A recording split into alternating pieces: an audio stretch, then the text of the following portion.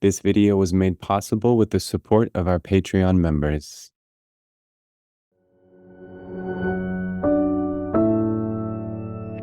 Welcome to the 61st episode of the Psychology Is podcast. I am your host, Nick Fortino, and today I have with me Dr. Josef Witt-Doerring. I have become aware of your work online.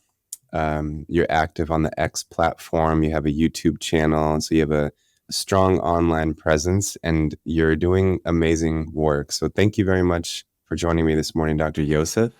Nick, it's a pleasure to be here. And, as I mentioned before, I've been watching your show for several years as well. And so it's, I love your content, and I'm excited to have a chat with you. Beautiful. Yeah. So as people may know, you are a board-certified psychiatrist, and my understanding is that your practice has evolved in such a way that now you have this specialization of identifying and treating people with adverse reactions to prescription psychiatric drugs. And I think there's this growing awareness, obviously in certain communities especially, but I think even more generally, this growing awareness that there are adverse effects of prescribed psychiatric drugs, and that sometimes those are extreme and perhaps for some people even worse than the original condition that they were attempting to treat. So I want to get deep into that, kind of the evolution of your thinking, what led you to develop this specialization. But first, maybe just a bit about your background. So can you just describe for us, your process of deciding to become a psychiatrist, what your psychiatric training was like, and what the early days of your psychiatric practice was like? Sure. Yeah. So my process of becoming a psychiatrist was, I have always been interested in psychology and philosophy. I just liked reading it from a young age. It was something that my father instilled within me. He liked that, and I liked it as well. I ended up going to medical school, kind of lost, not really knowing which direction I wanted to go specialty-wise, maybe surgery, maybe internal medicine. But then psychiatry appeared as a way that I could combine my interest in psychology, philosophy, all of those things with medicine. And so, being very interested in that, from a personal place, but also just intellectually, I love the idea of learning, what do humans need to do well in relationships and within their lives, and to find fulfillment. And obviously there's a lot of personal interest with that as well. And when I got into my psychiatric training, I was shocked. And I was shocked mostly because I guess my expectation going into it was that, a lot of the mental health problems that people would be having are probably understandable, based in hardship of life. And sure, there could be genetic or biological illnesses out there as well. But, it'd be a fraction of what we'd be treating. And mostly we would be helping people in a more holistic way, trying to really improve their lives. That was not what I saw in psychiatry when I entered. In fact, it was, we didn't even spend enough time with people to understand their lives, was the first thing that I noticed. You could have, a 45-minute intake with someone, and then you see them for like 15 minutes every, 2 months or something like that. It's simply not enough time to truly understand the problems that people were having. And we would be expected to treat them based on this very limited interaction with them, and treat them mostly with medications. There were hardly any services. There were, you could meet with a psychologist or a social worker. Typically it was like, once a month for, 45 minutes. And so to me, fairly early on in my training, something felt off. And I was just like, we're not really getting to know our patients. We're not really understanding the problems going on in their lives. And we're treating them with these medications all under the guise of, maybe they have some mysterious mental illness, this chronic, mysterious, major depressive disorder, generalized anxiety disorder. And and we've got these treatments for it. And so that felt intuitively off to me, because I'm more of a, understand the problem, and then once you understand the problem, you can fix it. It just makes sense. We weren't doing that. And then I started to notice that it just didn't work. And rarely did I put someone on a psychiatric medication and they were just fine. It was just like sail off into the sunset, no more symptoms, and they're okay. In fact, a lot of the times, many of them, they developed tolerance, sometimes within 3 to 6 months, and we had to keep on going up on the dose. Eventually, they would be maxed out on the dose, and we'd have to add another drug, and so on and so forth, until we had someone on 5 drugs and, really not doing well. And so, and eventually you would hit this dead end, and I would find myself scratching my head going, well, we've got this guy essentially, on 5 different drugs, really flat, really not getting any better. And instead of really questioning, maybe this isn't working, or maybe these drugs were never meant to be prescribed in these multi-cocktails. Maybe the drugs are the problem. We wouldn't do that. We, would send people to go and get ECT, and they just got so sick, and some of them never got better. And the other thing that was really bothering me during this time was that we kept on telling patients that these drugs were easy to come off, and that the withdrawal was mild and self-limiting. And at the same time, all of this is going on, I'm not seeing that. I'm seeing that these drugs are incredibly difficult to stop, and that also, my colleagues are misdiagnosing withdrawal as new mental illnesses. And so I started feeling like I was going crazy, because no one seemed to be talking about the fact that there were so many people that this system was not working for at all. In fact, I dare say probably the majority of people, I would see, more than 50% would eventually run into these types of problems. And I just felt like I was going insane. Is no one else seeing this? Is no one else talking about, the fact that these drugs simply stop working long-term in a big group of people, and then they're really hard to come off? And so that was the sort of the genesis of the practice, was that, wow, there's a huge number of people out there who have been put on these medications. They're not helping them. They're kind of trapped on them. When they try and come off, they're having horrific problems.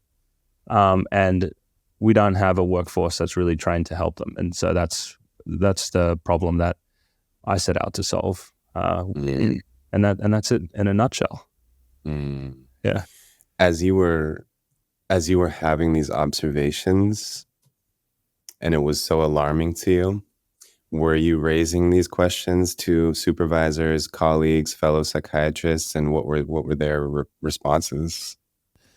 I'll talk about the supervisors, and this was mainly in residency. I felt like I was just annoying them, and that it's like, I got the feeling like this is the way, that it's almost, I think, to practice in that way where you diagnose patients just off symptom checklists and then give them drugs according to, FDA labels is it, to me, it's like you really drink the Kool-Aid, and the Kool-Aid you need to consume is that mental illness is chronic and poorly understood, and there's not much you can do about it, especially with the depression and anxiety. And so when I was having questions like, maybe the drug's making them worse, maybe we're simply not fixing the problems in their lives because we don't understand them, it would be kind of parried away or waved away, depression, chronic, scary mental illness, and really all these other things that you're worried about, the side effects, they're not that common. These drugs are safe and well tolerated. Problems in their life, surely they're not to the degree that they could cause this type of suffering. And so I felt that there was this huge biological culture where I trained, and I think it's mostly everywhere in the US, where most kind of psychiatrists, mainstream psychiatrists, tend to view things as very biological and just kind of coming up out of someone's genes. And so when I was bringing it up, I was just making things complicated. And we have a model, it works, we're practicing according to the guidelines. and here's someone making things difficult, and I've got 20 patients to see today, and this is how I do things, and don't make my job any more difficult. Could you just be a team player and just kind of go along with things because I've got stuff to do? That was Right. That was the general feeling that I got. Mm-hmm. Yeah. And then at what point did you decide to start a private practice and turn your attention to helping people who are kind of addicted to these drugs?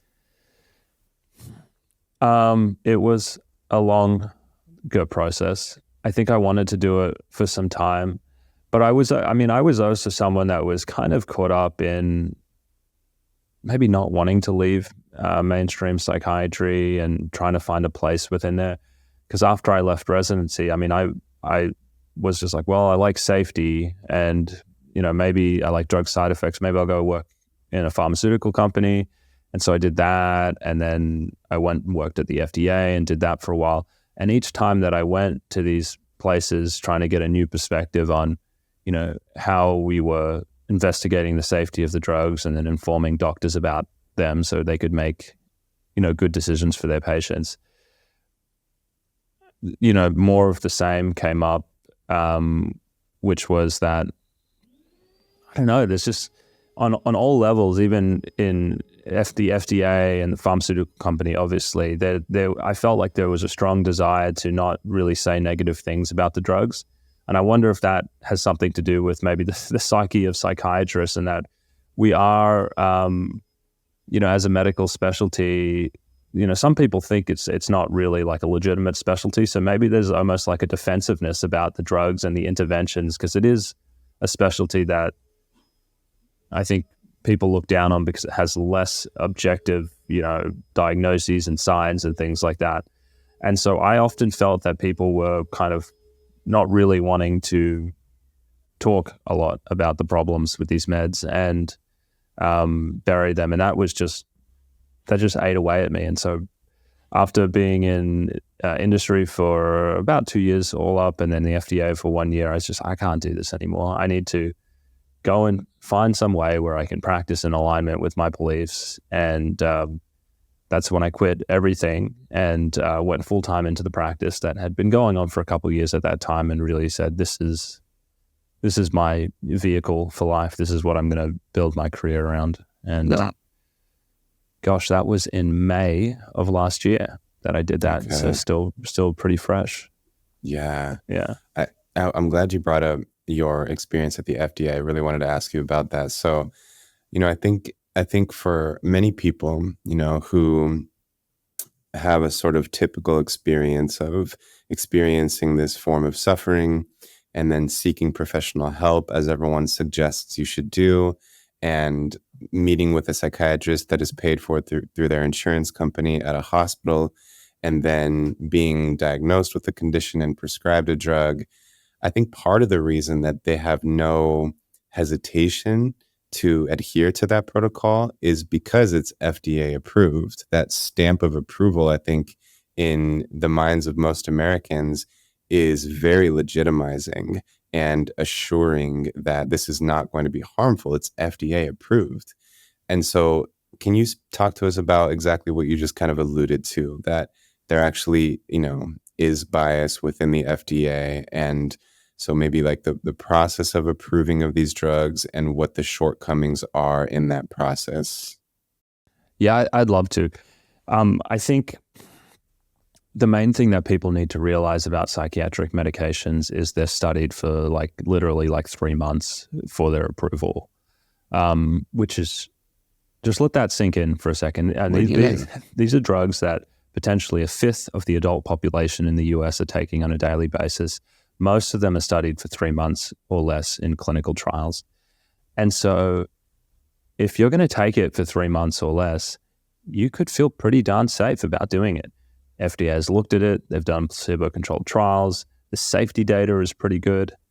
The problems that I see are that these drugs are not taken for 3 months. In fact, they're taken for several years. And there's a median duration of use of antidepressants for 2 years when someone takes